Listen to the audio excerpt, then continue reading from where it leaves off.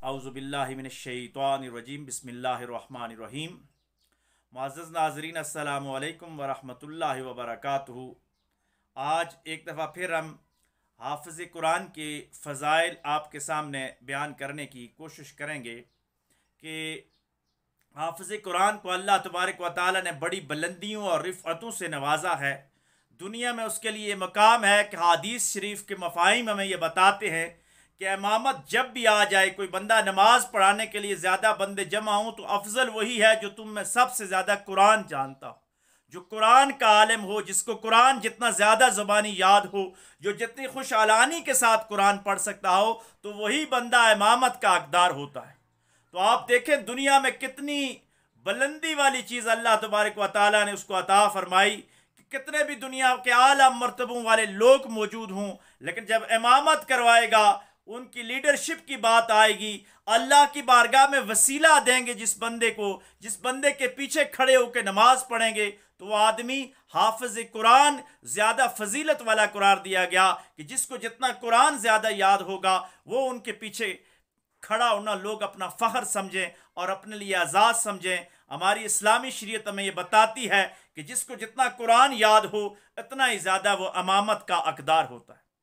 एक और हदीस शरीफ का मफहूम है कि आका अलैहिस्सलाम ने फरमाया कि कुरान के दिन, क़यामत के दिन जो कुरान का हाफिज होगा, इसको अल्लाह तबारक व तआला फरमाएंगे कि तू कुरान की आयात को पढ़ता जा और अपनी मंजिलें तय करता जा, जन्नत में बुलंदियों की तरफ जाता जा, जहां पे तेरा कुरान खत्म होगा वो बुलंद मकाम तेरा होगा।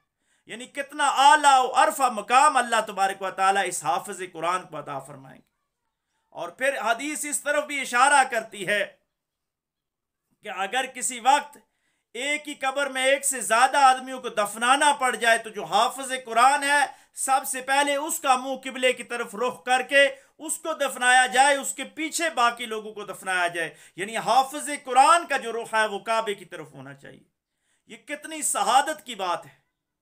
और फिर आका अलैहिस्सलाम की कितनी हदीस हैं जो इस तरफ इशारा करती हैं कि जिसने कुरान के एक लफ्ज़ को पढ़ा तो उसको 10 नेकियां हैं, और अलिफ लाम मीम जो है वो अलग अलग 3 अल्फाज हैं। तो ये कितना बड़ा एक मकाम है। और दूसरी तरफ जब वाला जिक्रुल्लाह अकबर की बात आती है कि अल्लाह तबारक व तआला का जिक्र बड़ी चीज़ है, तो कुरान मजीद जो है ये अल्लाह का खास जिक्र अजीम है, ये सहीफ़ा इनकलाब। तो जो आदमी जितने लोगों को कुरान सिखाता जाएगा, लामाला बात है कि जो आदमी हाफिज कुरान होगा, जिसने हिफ्ज़ किया होगा, तो वो लोगों को कुरान भी सिखाता होगा, उस कुरान की तालीम भी देता होगा। तो आका अलैहिस्सलाम ने फरमाया कि तुम में से बेहतरीन वो है जो खुद भी कुरान सीखे और दूसरों को भी सिखाए। यानी कुरान की तालीम देने वाला जो इंसान है वो दुनिया में सबसे बेहतरीन इंसान होता है। दूसरी तरफ आका अलैहिस्सलाम के हदीस का मफहूम कि आका अलैहिस्सलाम ने फरमाया कि अगर कोई इंसान सुबह उठकर कुरान मजीद की सिर्फ 2 आयात समझ कर तलावत करता है तो दुनिया के जिन जिन चीज़ों में सूरज तुलू होता है, पूरी दुनिया और माफिया को एक तरफ रख दिया जाए और वो 2 आयात जो समझ के इंसान तलावत करता है वो एक तरफ है, उनका पलड़ा भारी हो जाएगा, वो फजीलत के एतबार से बहुत ज़्यादा होंगे।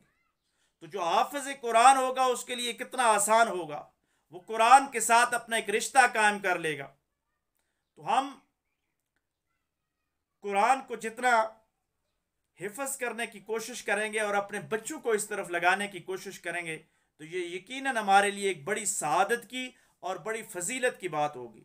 बाज़ हदीस इस तरफ इशारा करती हैं कि क़यामत के दिन जो हाफिज कुरान होगा उसके वालिदैन को अल्लाह तबारक व तआला ताज पहनाएंगे, यानी एजाज़ फजीलत उसको बख्शा जाएगा, उसको फजीलत अता की जाएगी। और जिस तरह पिछले प्रोग्राम में हमने बताया कि हाफिज कुरान के हवाले से आया कि जिसने कुरान के हलाल को हलाल जाना और हराम को हराम जाना तो अल्लाह तबारक व तआला क़यामत के दिन 10 आदमियों की शफात उसकी कबूल फरमाएगा जिन पे जहन्नम वाजिब हो चुकी होगी। इस शख्स की सिफारिश की वजह से अल्लाह तबारक व तआला उनको जन्नत में ले आएगा। ये कितनी बड़ी शहादत की बात है हाफिज कुरान के लिए। लेकिन हाफिज कुरान को साथ ये भी चाहिए कि वो आजिज़ी और इनकसारी के साथ कुरान पे अमल करे, क्योंकि इस्लाम अमल का दीन है और इखलास का दीन है। अगर सिर्फ कोई कुरान ज़ुबानी याद कर लेता है, उस पर अमल नहीं करता, उसके आगे तालीम नहीं देता या इखलास अपने अंदर पैदा नहीं करता, कुरान की वजह से वो मुतकब्बिर बन जाता है, तो ऐसे लोगों के बारे में फिर कुरान कहता है कि बहुत सारे ऐसे लोग हैं जो इस कुरान की वजह से हिदायत पा जाएंगे और बहुत सारे ऐसे लोग हैं जो इस कुरान की वजह से गुमराह हो जाएंगे। तो कुरान का जो हाफिज है उसकी फिर जिम्मेवारियां भी ज़्यादा हो जाती हैं, उसकी जिम्मेदारियां भी ज़्यादा हो जाती हैं कि वो आजिज़ी का मुजाहरा करे, वो इनकिसारी का मुजाहरा करे, क्योंकि अल्लाह की पाक कलाम उसके सीने के अंदर आ गई है। अब वो तहारत और जो सीने की सफाई है और दिल की सफाई और आला अखलाकी सफ़ात से अपने आप को मुज़य्यन कर दे, क्योंकि जब कुरान आपके अंदर उतर आता है तो फिर शैतान आपका मुकाबला बड़ी तेज़ी के साथ शुरू कर देता है, क्योंकि शैतान समझता है कि ये रास्ते पे लग गया, अब तो ये कामयाब हो गया, तो वो कामयाबी से रोकने की कोशिश करता है। इसीलिए जितने लोग मज़हब की तरफ ज़्यादा होते हैं, दीनदार लोग होते हैं, जो हाफ़िज़ कुरान होते हैं, उनको शैतान ज़्यादा तंग करता है। क्यों तंग करता है? क्योंकि वो सिरात मुस्तकीम पे आ चुके होते हैं। जो बंदा कुरान पढ़ता ही नहीं, कुरान की तरफ आता ही नहीं, तो उसकी तरफ शैतान कम जाता है, क्योंकि वो पहले से रास्ते से हटा होता है। तो इसलिए जो हाफिज़ कुरान है उसको फजीलत वाली जो आयात हैं, जो हदीस हैं, उसकी शान में उतरी कि हाफिज़ कुरान के क्या क्या मरातब हैं, तो उसको दूसरी तरफ अपनी जिम्मेदारियों का भी एहसास करना चाहिए। बदकिस्मती से हमारे इस माशरे के अंदर या हमारे बरसगीर के अंदर हाजी और हाफिज़ को बदनाम कर दिया गया है कि जो आदमी भी गलत काम करता है उसको हाजी साहब या हाफिज़ साहब कहते हैं। तो ये भी गोया कि कुरान की तौहीन हो रही होती है कि हम कुरान के हाफिज़ को इस अलकबात से पुकारें। अगर कोई आदमी गलत काम करता है, कोई आदमी बुरा काम करता है, तो आप उसका नाम लेकर उसको पुकारें, बल्कि कुरान के हाफिज़ को बुरा भला न कहें या ये न कहें कि ये दीनी लोग ऐसे हैं जिसने दीन हासिल किया। आप स्पेसिफिक एक आदमी की बात कर सकते हैं, आप पूरे रिलीजन की बात या मज़हब की बात करना, बाज़ औक़ात शख्सी तासब में इंसान इस हद तक गुमराही के अंदर चला जाता है कि वो बड़े बोल बोल लेता है और वो इस्लाम और दीन के खिलाफ कोई बात कर लेता है, जिसकी वजह से उसका ईमान सल्ब हो जाता है। इसलिए हमें कोशिश करनी चाहिए कि अमल के साथ अपनी ज़िंदगी को हमकनार करना चाहिए, क्योंकि इकबाल ने कहा था कि अमल से ज़िंदगी बनती है, जन्नत भी जहन्नम भी। ये खाकी अपनी फितरत में न नूरी है न नारी, लेकिन अमल के साथ जो बड़ी चीज़ है वो इखलास है, वो लिल्लाहियत है। जिसका जितना खुलूस होगा क़यामत के दिन अजर उसको दिया जाएगा, क्योंकि क़यामत के दिन अमाल गिने नहीं जाएंगे कि किसके अमाल ज़्यादा हैं, बल्कि अमाल तोले जाएंगे।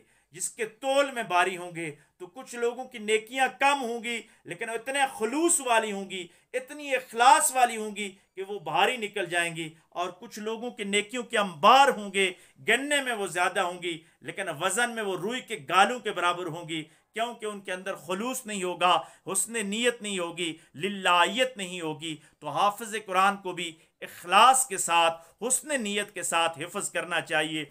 अगर कोई आदमी इबादत की गर्ज से हिफ्ज़ नहीं करता, कुरान के तहफ़्फ़ुज़ की वजह से उसकी हिफ्ज़ नहीं करता, बल्कि दुनियावी जाह जलाल की वजह से कुरान हिफ्ज़ करता है, या दुनिया में अपना नाम बुलंद करने की वजह से करता है, सिर्फ दुनिया की नीयत रख के करता है, तो फिर सवाब नहीं है। सवाब इस वजह से है कि अल्लाह की कलाम समझ के हिफ्ज़ किया जाए, सहीफ़ा इनकलाब समझ के हिफ्ज़ किया जाए और इसको अपनी ज़िंदगी में लागू करने के लिए हिफ्ज़ किया जाए। तो ऐसे अल्फाज की बहुत ज़्यादा शान है। अल्लाह तबारक व तआला हमें कुरान समझने, इस पे अमल करने की तौफीक अता फरमाए और आने वाली नस्लों को कुरान मजीद हिफ्ज़ करवाने और कुरान मजीद समझाने और उनके सीनों तक मुंतकिल करने की तौफीक अता फरमाए। व आखिर दावाना अनिल हम्दुलिल्लाहि रब्बिल आलमीन।